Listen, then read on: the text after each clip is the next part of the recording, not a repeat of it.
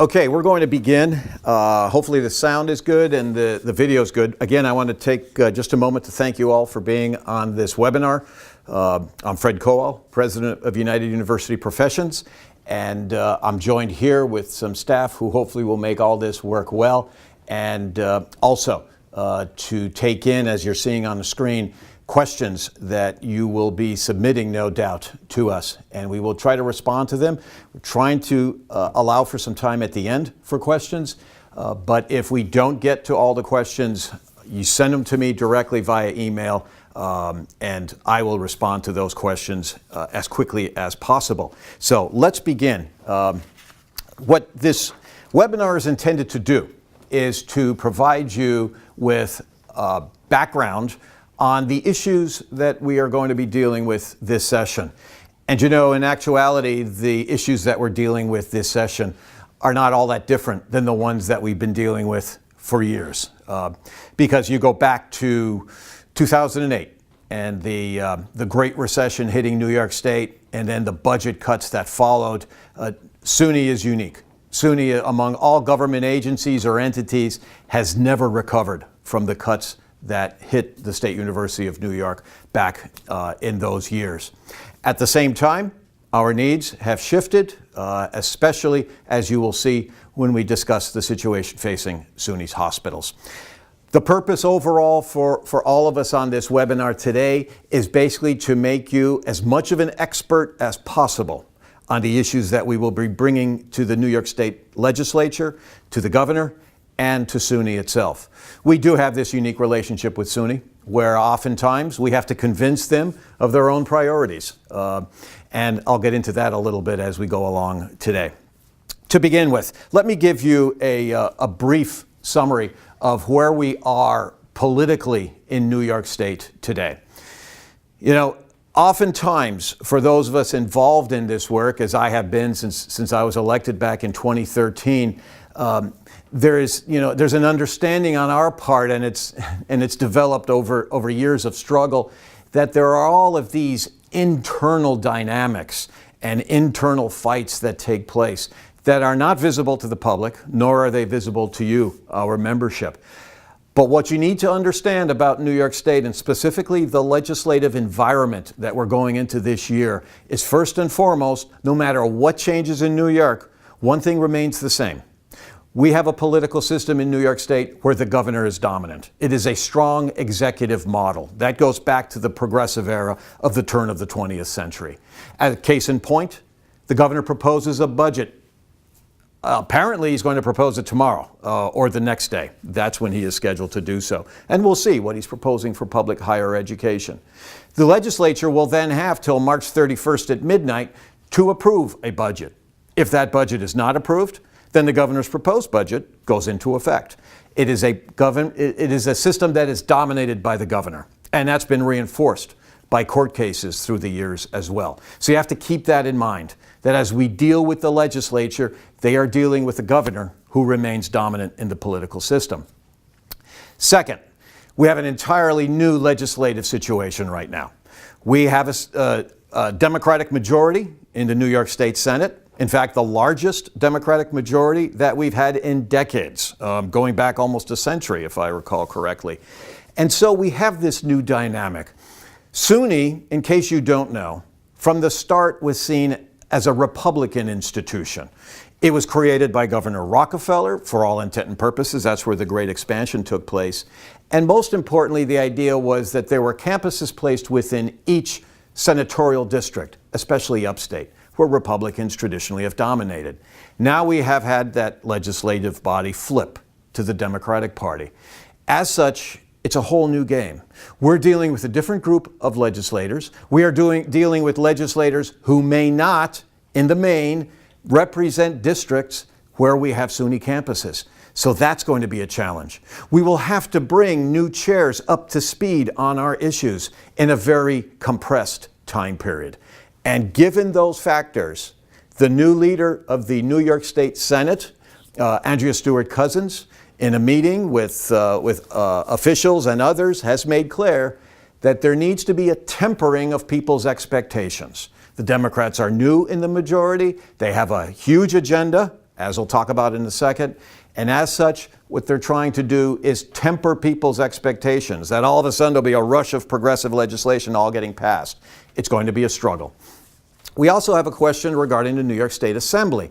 Now, over the past few years, Speaker Hastie has been our best friend in New York State political government because he's been the strongest advocate for our agenda, even more so than when the Republicans controlled the state Senate. Now, his role has shifted a bit because he is not, for all intent and purposes, the only progressive voice out there. Now you have 3 Democrats in the room. The dynamic has changed. How much power he has within those 3 will be determined over the next couple months. I also want to emphasize, as I just stated, that we're entering a year where there's a very heavy legislative agenda. If you have paid attention to the news, you've heard about topics like reproductive rights being enshrined in statute in New York State. You've heard about legalization of marijuana. You've talked about there's been talk about election reform. There's a whole host of big issues hitting this legislature. And so they're going to have a very packed agenda. Our struggle is always to bring SUNY's issues to the attention of this legislature, especially now when they'll have so many other things on that agenda. And also, we're breaking in some folks. There's an entire freshman class that has to learn the rules of the game as they get engaged in this legislative work. The other reality, of course, that we care very much about is the fact that we're facing a tight budget this year, as we have been for the last few years. And as you've noticed in the news, Andrea Stewart-Cousins came out in support of the 2% property tax cap, indicating that at least on her side of the legislature, they are siding with the governor on this one. It indicates that there might be a fight between the Assembly and the Senate on this issue, but it's a big one. And again, when you hear these big issues come along, it means our issues, which are never at the top of the legislature's agendas, despite our efforts, and we work really hard at this, and we need your help as well. The reality is we're going to have to work harder than ever to get this agenda of ours front and center with the New York State Legislature. And this is one of the motivating factors for doing this webinar. I've never done anything like this before. We usually just do a briefing for those who are going to lobby into the legislature. I thought it was vital that as many of our rank and file members know about how we develop this legislative agenda, why we do, why these issues matter, and how they really need to matter to each and every one of us. So let's turn to the specifics on this legislative agenda. We have actually decided, and this is from the statewide UUP Executive Board, working with our officers, what we have decided is basically to split our legislative agenda this year. We have a budgetary agenda, and then there will be an agenda for after the budget is passed, for those 2 months where the legislature continues to meet, where we will take up non-budgetary items. There is one item on this list, the third one there, okay? Actually not on this one, it's on the, when we get to the oversight. I'll get to that in a second. There are some non-budgetary items that we'll talk about, but they are vital as well to the future of SUNY. Okay, let's talk about this. State funding, which obviously is an overriding concern to all of us, right? As you know, over the last few years, we've made it a real major emphasis to talk about the maintenance of effort legislation. And the governor vetoes it every year. The legislature passes it with the full knowledge that the governor plans on vetoing it. So it's kind of been this elaborate dance year in and year out. What we decided last year to do is to find other means by which we could get to maintenance of effort funding. What you need to think about is we need to find ways to get funding to SUNY in a variety of different ways that meets the needs of SUNY, meets our needs, and meets the needs of the students. Obviously, that's the constituency the public, and for that matter, politicians care about the most. So we're going to talk to you in a moment about funding the TAP Gap, Tuition Assistance Program. That's what TAP is, for those of you who don't know. We're going to focus as well on getting funding to hire full-time faculty and staff. And then, especially a case for some of our campuses facing some difficulties, getting financial support and funding for the expenses incurred in our new collectively bargained agreement, our contract. Raises, by the way, that we're getting now and that are long overdue and well deserved. Okay. Let's start with the TAP gap. All right. Tuition assistance program is the most generous of the state scholarship programs, funding programs, financial aid programs of any state in the United States. And the governor likes to brag about it. And we welcome TAP funding. The legislature makes it a priority, governor makes it a priority, great, and it benefits our students. However, what has happened over the course of the years, basically from around 2010 or thereabouts, the TAP funding that basically is to pay the tuition for those unable to pay, what has happened is there has been a ceiling on the TAP award, and it does not match what the cost of the education is. In other words, tuition is rising faster than the TAP awards are rising. Right now, only 75% of the tuition cost is covered by a TAP award. And so you have this gap. Who pays for that gap? The campuses do. And so we have a financial burden on campuses when they enroll TAP-eligible students because they know they're not going to get the full funding, while at the same time they could enroll other students who are paying full tuition costs. What this does not address, by the way, are the great amount of expenses that come in with fees, room and board, and so forth. But for now, let's just focus on the TAP gap. SUNY has the greatest share of TAP students, especially when you include community colleges. And for us, the way we look at this is it's a great opportunity to bring in allies among student groups. They have made filling the TAP gap, solving this issue, a priority. We're working closely with the Student Assembly on this and other issues. Student allies like NYPIRG, other groups are engaged on this issue. They were last year and they will be again. I have to tell you, this is an issue that resonates well with Democrats in the Assembly and the Senate. So we're more hopeful on this one. We're also hopeful because CUNY, the leadership of CUNY in their budget proposal actually did include an approach to beginning to solve the TAP gap. Unfortunately, SUNY did not. So we are going to open conversations or continue conversations with SUNY and basically point them in the direction of CUNY and say, can we all sign on to this and lobby together for solving the TAP gap? We also believe very strongly that this is a means by which we can expand resources going to the campuses. If we can't get the maintenance of effort legislation passed, which will include more and more funding for SUNY, which is a good thing, the other way we can get at it is through solving the TAP gap. It would also create a situation where we could raise social justice issues. The reality is we know for a fact that some campuses choose not to enroll as many TAP-eligible students as they could or they should because they don't want to face that gap in spending. That's a social justice issue. Everyone who desires to get public higher education experience in New York State should have the opportunity to do so. And if they don't have the resources to do so, TAP has been created to do that. They should be able to take advantage of this program, but they won't be able to unless some funding is provided to assist those campuses where the burden has been carried by campus administrators for too long, or campuses too long. And you know, in reality, who's carrying the burden? It's the students through tuition increases, and it's us. When resources aren't there, our workloads increase. I wish they did improve. They increase. Also, at the same time, what happens is we see the increased dependency on the exploitation of adjunct faculty and the lack of hiring of full-time faculty. So TAP gap, it sounds like a very narrow issue. You know, we just want funding to take care of that $1,600 to $1,700 gap between the maximum award and where tuition is today.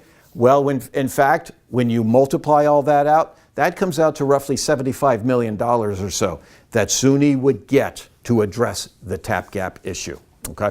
So we're starting there. It's a way of getting funding. It's a way of raising an important social justice issue about access for all.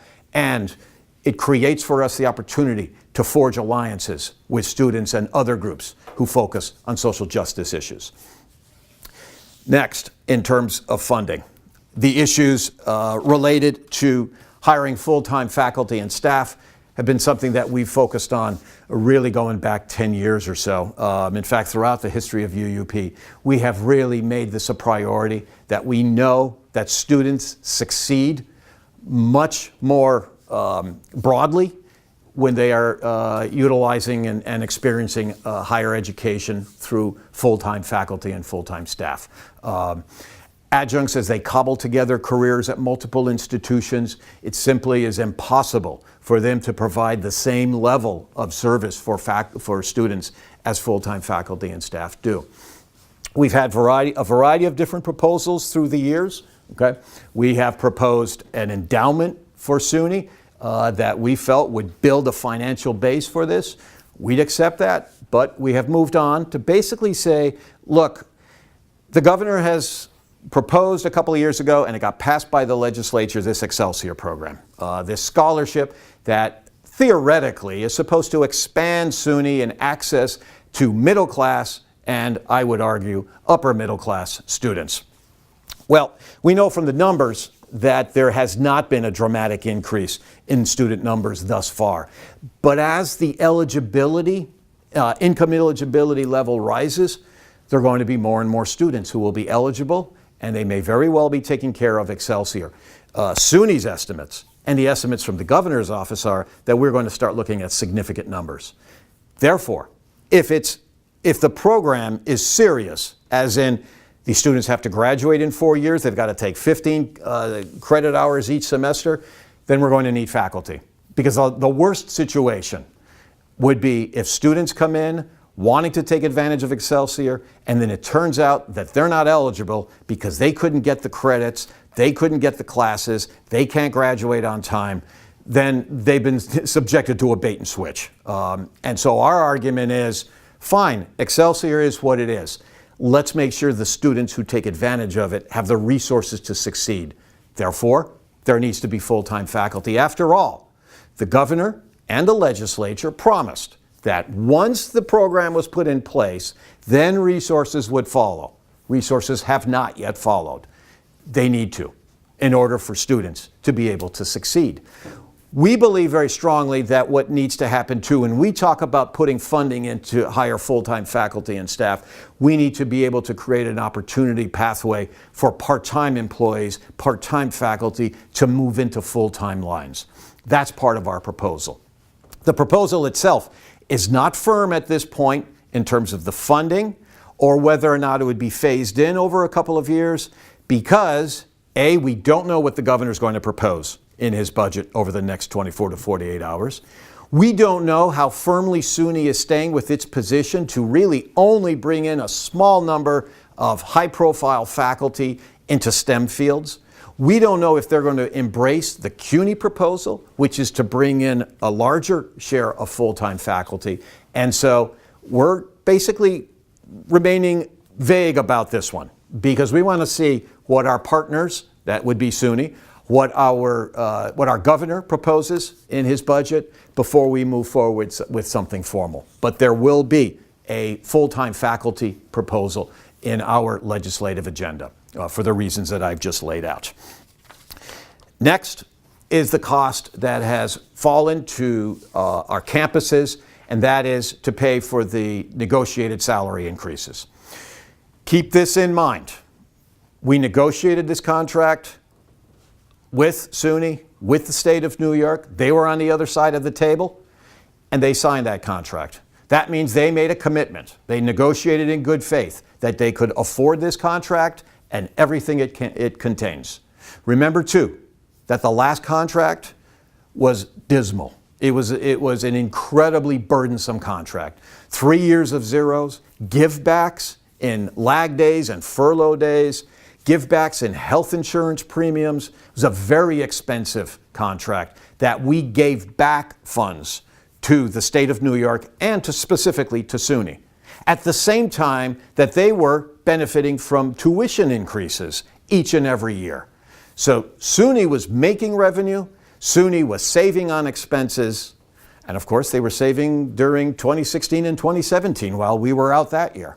So obviously, there's a situation here where, yeah, we've got some contractual expenses now, but in fact, SUNY has had resources going to it over these past 7 or 8 years, and they do have the responsibility, as all agencies do, to pay the contract increases. Nonetheless, we know that some campuses are struggling financially. We know of the situation at Fredonia, which is approaching a crisis situation. We know Buff State is struggling financially. Canton, Plattsburgh, New Paltz, Stony Brook, Binghamton. There are a lot of campuses where we're hearing from chapter presidents.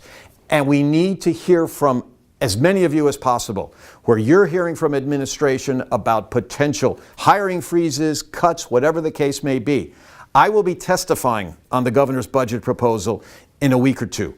When I do, I will be highlighting where our members are suffering because of the funding that has been lacking for SUNY. The state needs to take responsibility for the agreement that they have negotiated. There's a financial obligation there. There needs to be an investment by the state to support the work that we've been doing. And remember, when we settled this contract, it included one compromise on our side that I believe puts us in a strong position in dealing with the governor, with the division of the budget, with the legislature, and with SUNY. We agreed to cut in half the retroactive money that the state of New York and SUNY owes us for 2016-17 and 17-18. We got half of it a couple months ago. We're going to get the other half in July, okay? That was to lessen the burden on SUNY. It was a good faith effort that I agreed to because I believe it would help out SUNY, okay, and help with the campuses we knew were suffering. Having said that, now the obligation is on the state to support what we have done by providing at least $70 million to cover the first half of that retro money, and then hopefully another $70 million for the second half. That's like the baseline for us. That's our starting point, okay? But we will advocate very strongly for the need for this. Remember, however, that we face difficult political situation. I was on a TV interview show over the weekend, and one of the questions that was asked was, okay, you got a great contract, but that's all funded from taxpayers, and taxpayers are complaining that their taxes are too high. Sometimes that's something we have to remember, okay, that tax revenue funds so much of what we do. And there is that rhetoric out there, and a lot of it is legitimate in terms of the perspective that New Yorkers pay a lot of taxes. And it's very easy for our opponents to say, these are public employees, they're funded by taxpayers, etc. So be aware of that. That's part of the wrestling that we have to do with the legislature and in our public work in trying to get allies on our side. Okay. Now, as much as we are concerned about the crises facing individual campuses, and I mentioned Fredonia, I'm going to be out in Fredonia in a couple weeks. Going to be at Buff State as well. And all of our officers will be out on the road meeting with as many of the members as possible to discuss what we're doing, but also what the situations are at your campuses, as I said, so we can bring them forward to the legislature. It's imperative that we have as much information as possible. And what I'm going to share with you now can be complex and difficult to grasp if you're not working at a hospital, okay, or at an academic medical center as there is out at the University of Buffalo. They don't have a hospital, but they have a medical school. However, during the course of the next couple slides, what I want you to grasp, hopefully, is how vitally important solving the hospital financial crisis is for all of us. This is not a hospital crisis alone for itself. This is not just for the membership who is there. All of us are impacted by this. And hopefully I'll be successful in explaining the reasons, but understand to begin with, funding for the hospitals, or at least the crisis situation, can be thought of as a three-legged stool. There's the state subsidy, the DSH payments, disproportionate share payments, I'll introduce that in a second, and the indigent care pool funding. Those three legs of the stool are all in jeopardy, and thus we could be looking at a monumental financial crisis hitting the SUNY hospitals, by the middle of this summer, 2019. So let's move to the first leg of that stool. The state subsidy. Back in prior to roughly 2000, it was early in the aughts, 2001, 2002. The state of New York covered the fringe benefit costs at the SUNY hospitals. Very expensive costs, but they were taken care of by state funding. Second, anytime the hospitals took on capital projects, there would be debt servicing that had to be paid, debt costs for that. The state paid those as well. Early in the 21st century, 2001, 2002, thereabouts, a shift occurred. The hospitals took on the costs of debt servicing and fringe benefits. The deal was that the state of New York would provide a taxpayer, it's tax revenue, tax subsidy to the hospitals each and every year, in essence, to make up for that shift in cost to the hospitals. So hospitals have to take on fringe benefit costs, which grow every year, and debt servicing. In exchange, the state would now start providing a subsidy. What happened starting around 2008, 2009 is that subsidy, that's around the time where it maxed out, okay, around 128 million, maybe closer to 150 million, it began to be reduced by the state. All the while, fringe benefit costs and debt service costs were still climbing. The subsidy was cut. When Governor Cuomo came in his first budget, he proposed zeroing out $128 million subsidy to the hospitals. Luckily, UUP fought hard to overturn that and reinstate the subsidy. But over the past 5 or 6 years, that subsidy has been reduced. Last year, once again, the governor proposed eliminating that subsidy. We fought very hard. Our union allies in NYSET, and especially in the AFL-CIO, fought hard with us, convinced the governor to find another funding source for that subsidy. It was a one-year only situation, though. This year, in SUNY's budget proposal, they did not demand a reinstatement of the subsidy. What they demanded was that the debt service costs be taken up by the state, around $38 million. Figure out the math there, okay? The maximum for the subsidy was around 120, 150 million. Now what SUNY is simply asking for is debt servicing of around 35 to 38 million. That's well below where the subsidy had been. It doesn't cover the fringe benefit costs. It does not cover the other costs that come to SUNY. That's a massive cut to these state agencies, these public hospitals that have to treat all patients that come through the door, while also providing an education for our medical students. Those 3 SUNY hospitals graduate together the largest share as a single entity of SUNY medical schools, the 4 of them. They graduate more medical practitioners and providers in New York State than any other institution. And the vast majority stay right here in New York State. It's the fastest growing industry in New York State. It's the #1 employer in New York State, healthcare. Think of this as well, though. Those hospitals, the cuts in the subsidy, and as you'll see, the other cuts, dramatically impact SUNY. 40% of the operating revenue for the entire SUNY system is generated by the SUNY hospitals. There would be, with these, this subsidy not be reinstated, services provided to patients would be cut. And also, the roughly $250 million that the hospitals provide as a subsidy in kind and in cash to the medical schools would be endangered. So you have these multiple factors at play that could bring major harm to the hospitals. I'll get to the full total of what all 3 of these components will mean. But for now, SUNY not demanding that the subsidy be reinstated puts us in a difficult situation. We are proposing this. With every visit we will be making to legislators, we will be insisting on this. We hold out the slimmest of hopes that the governor will include the subsidy in his proposed budget. It's not likely. But at the same time, we try to hold out some hope on this. We are in conversations with SUNY on this issue, and hopefully there will be some movement there and we'll get this restored. Next, there is the reality that our hospitals take a high percentage of Medicaid patients and Medicare patients as well, but I want to simplify this a little bit to just focus on Medicaid patients. Back in the Clinton administration, when Medicaid reform went through, the reimbursement rates, you're a hospital, you take in a Medicaid patient, you treat that individual. Medicaid, the federal and state programs, compensate the hospital for having treated that patient.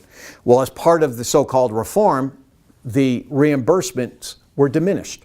And so hospitals were taking patients in, treating them, and then they weren't getting as much money in reimbursement from Medicaid or the Medicaid program as they wouldn't make as much money if they took a patient who's able to pay. Well, if you're a public hospital, you have no choice. You take everyone in, including, as in the case of downstate, slightly less extent upstate, and also Stony Brook, they take in a lot of Medicaid patients, a lot of low-income patients.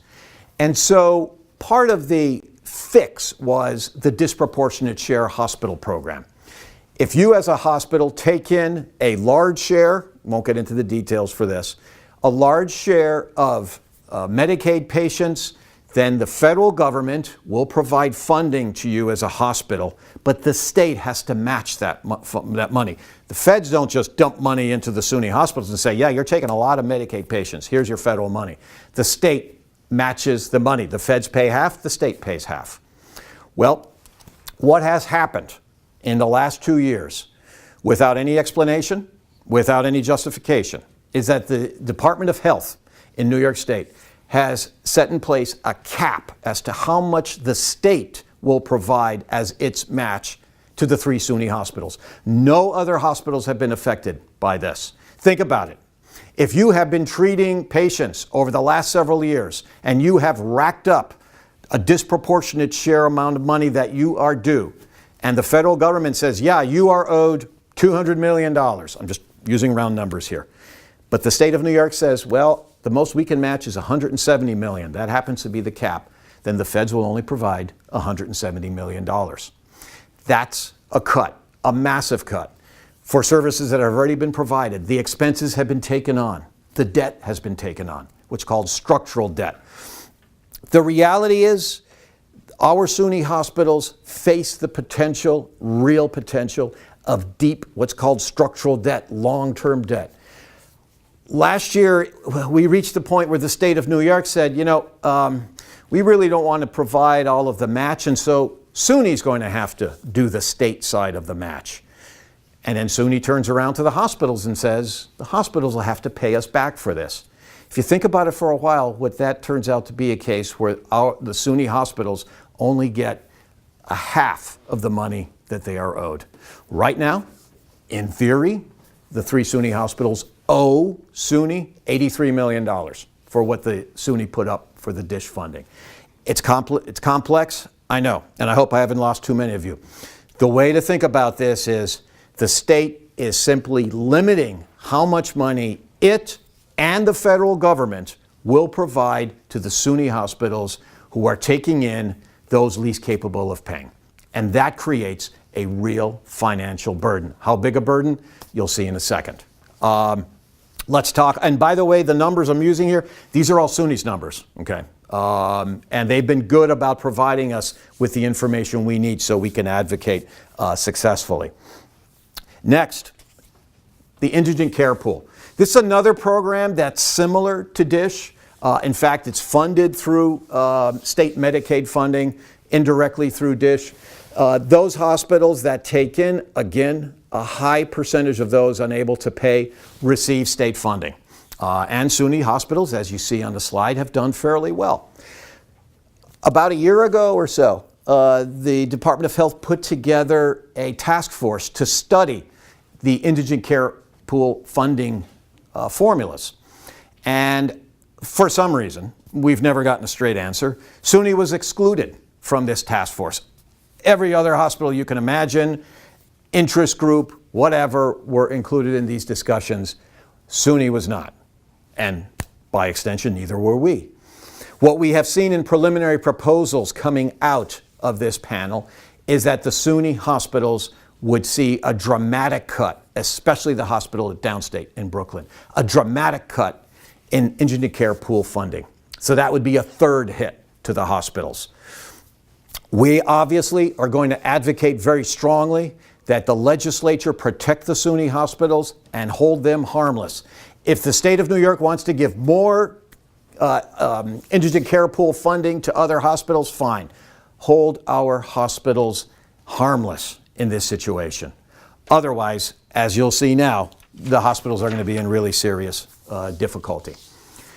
When you take together where we are now with the dish cap, the lack of a subsidy, and the potential cuts in the indigent care pool, you're talking at minimum by July of this year, a hit of $200 million to the hospitals.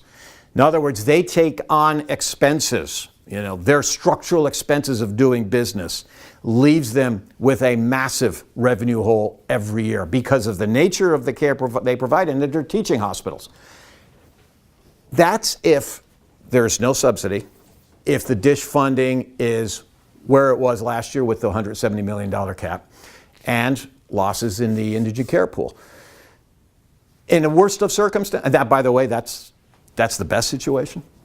If there is no dish funding, the hit rises to $500 million. That means by the summer of this year, all three of the SUNY hospitals will be underwater financially. They'll all be in the red.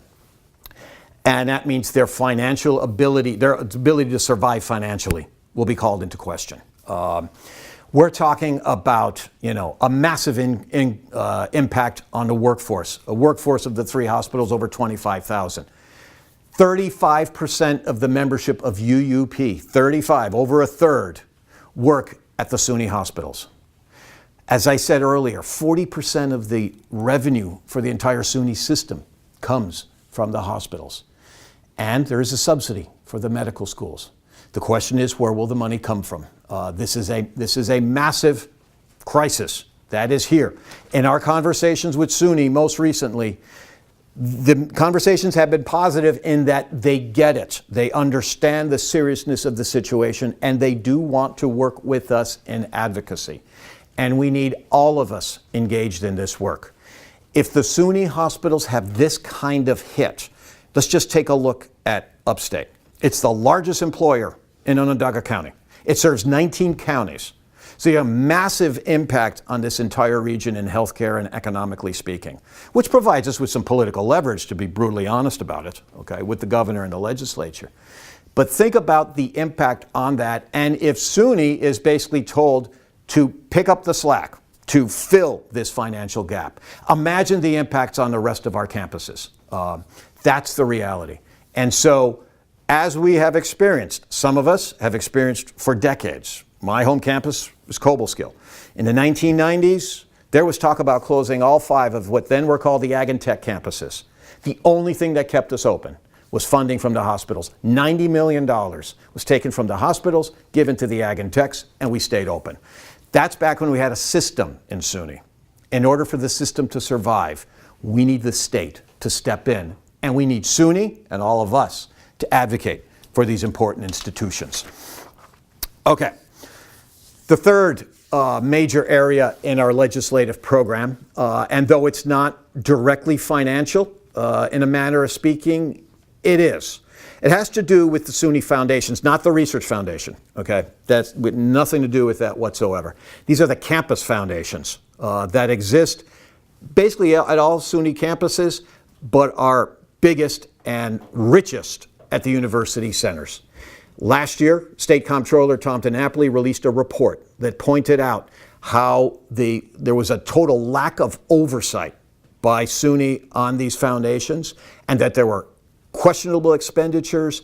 And we're talking about overall in SUNY, these foundations have over $2 billion in assets. And so what we are calling for is transparency, oversight, and accountability. Speaking specifically, and this is something that we've been demanding for about 10 years now. The State Comptroller's report was damning, and credit needs to go to some colleagues out at the University of Buffalo who started doing work on their own, researching the Buffalo Foundation, bringing issues to us. specifying examples of waste and fraud and abuse. I took those reports, that information to the state comptroller, and the state comptroller decided to look into the issues, and that's where this report came from.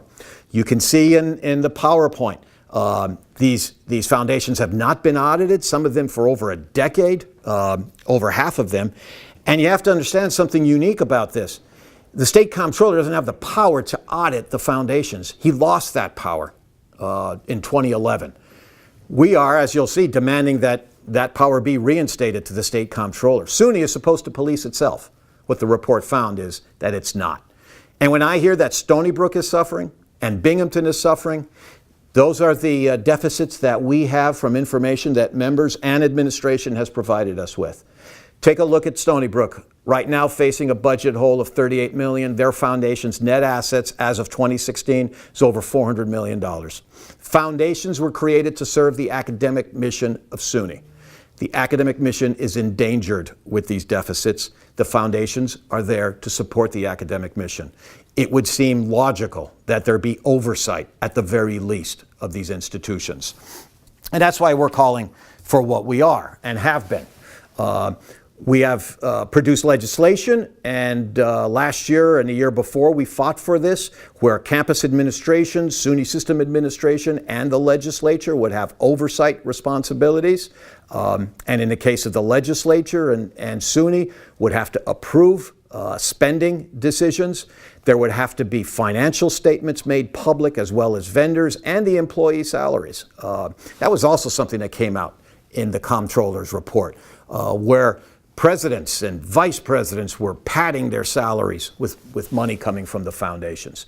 We believe there's a need for a compliance unit in system administration to oversee these institutions. Remember, they don't exist if SUNY doesn't exist. And so therefore there needs to be that kind of oversight. And finally, as I said, the state comptroller needs to be able to audit the SUNY foundations as he can other institutions. He provides oversights in other areas. That needs to be reinstated. That's going to take a real fight. Cuomo has opposed that for years.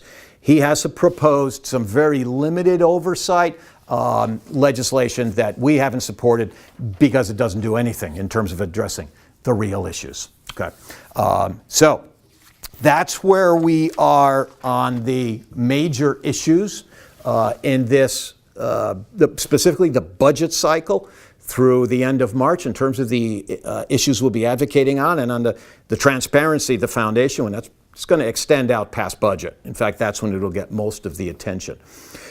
We're going to be advocating, and by we, I do include everyone who is on this webinar. We need everyone. We have advocacy dates coming up, and talk about that momentarily. You know, we have to come up with catchy ways, as I said. We got to get the attention of the legislature on our issues. And when we talk about the TAP gap, we've thrown around different ideas as to how to address this, and in order to make it a sexy issue for the legislature. So far, the only thing I came up with, I'm going to take full credit for this one because it actually isn't that good, so I'll take credit for it. It's my fault. You travel in England, you hear what happens when you're on the underground, right? The announcement that says mind the gap. So that's idea number one. If any of you have a better idea, or even you don't think it's a better idea, please email it to me, email it to us. We're going to have our delegate assembly coming up in a couple weeks. We can discuss this. We still got some time to put the campaign together. This is about helping students, and it's about helping our campuses, the campuses we serve. We want full-time faculty. We want the contract costs covered. Students have paid. We have paid. Now it's the state's turn. On the hospitals, it is about health care for the people of New York. It's about incredibly important research.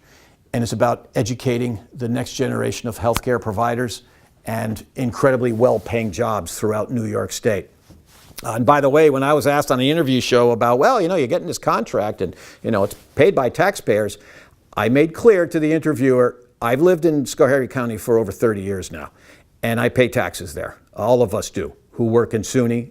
We're paying taxes. We're supporting the important services provided in our communities, and many of us involve ourselves in those communities. We make those communities, in many respects, what they are. Transparency, we don't need another scandal. SUNY has been hit by so many of them in the last couple of years. That's really damaging, by the way, to our advocacy work, when the media is constantly reporting, as they should, about corruption and theft by people in top levels of SUNY. Finally, what we need to do is forge a coalition of local businesses, political leaders at the local level. Years ago, we had what was called the Upstate Mayors Coalition. We want to bring in the local communities who are benefiting from the campuses being there and from, most importantly, us being there in funding a lot of what happens in the communities. But in order for these communities to survive, the state needs to fund the campuses and the state university system so that we can continue to be vibrant communities. But those of us who live in upstate New York, we never recovered from the Great Recession. And despite what the governor may say and may talk about startup New York and all this other stuff, upstate is suffering. And SUNY, according to its numbers, for every dollar that goes into the SUNY budget, generates a multiplier effect of $8 within local economies.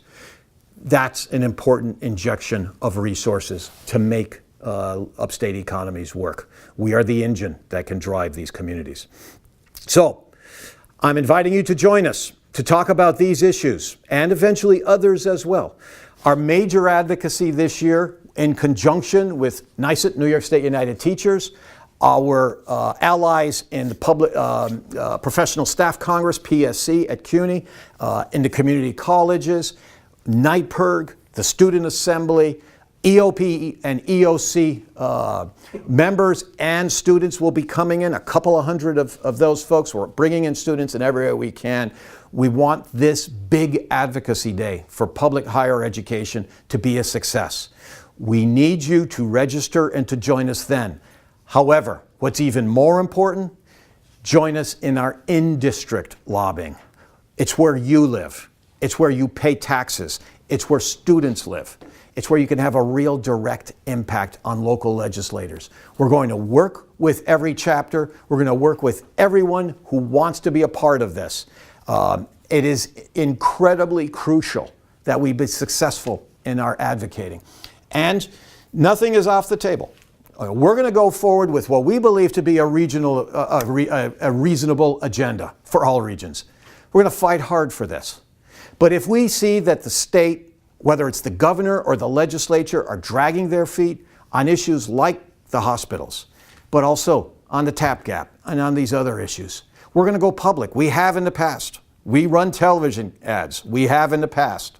We publicize our advocacy efforts, and we do so that we can, in essence, punch above our weight, have more impact on the public discussion about the priorities of New York State. I encourage you to get involved in the advocacy efforts. I encourage you also to pay close attention to our website. There will be information there constantly about what we're working on. And also, I encourage you to pay close attention to the governor's announcement tomorrow. Let's see what he has to say. That's really the first big step in the budget fight. And it is from there that we will take our cues as to how to proceed. So with that, I want to thank all of you who have joined this webinar. I hope it's been helpful. I realize some of the issues are very complex. Feel free to drop me an email or call the office. If you have questions, you have concerns, we will respond. And as I said, we're out on the road. Wednesday, Secretary Treasurer Jerry O'Brien Losey, who's here in the room, and I are going to be heading down to Downstate. We're going to meet with the leadership team down there of our chapter at Downstate to address concerns, to talk about this agenda, and by then we'll know what the governor has proposed. And then in a couple of weeks, we're going to be out at Fredonia, Buff State. Jerry's going to be in Oswego later this week. Our officers are out on the road meeting with you to hear from you what we together can do to make our union stronger. And now in this climate, a very difficult climate nationally and challenging at the state level, to make our university and our state as good as it possibly can be. I have gotten a cue that we have not received any questions thus far. If you have any, you can just send them to fkowal@uupmail.org. And you can also find our email addresses right there on the website, uupinfo.org. I want to thank you again, and hopefully this has helped clarify some of the issues that we're dealing with and why they're so important to all of us. One last thing I want to close with. There are those who think that when we talk about the work UUP does politically, that it's about candidates we support and oppose. In fact, that's maybe 1/10 of the work we do with regard to politics. 90% of it is what you're hearing today. The research, the development of policy ideas, the analysis of what SUNY and the governor and the legislature are doing. That's the real politics. We need you involved in that work. We need you to support it through VoteCo. But most of all this time, we need you to join us when we start knocking on doors. So thanks very much. Hope your semester as it gets going, or in the case of a few campuses as already got going, is productive and professionally rewarding. It's an honor to work with you and to serve you as UUP's president. Let's get to work and get some important things done on behalf of our students, our university, each other, and our state. Thanks very much.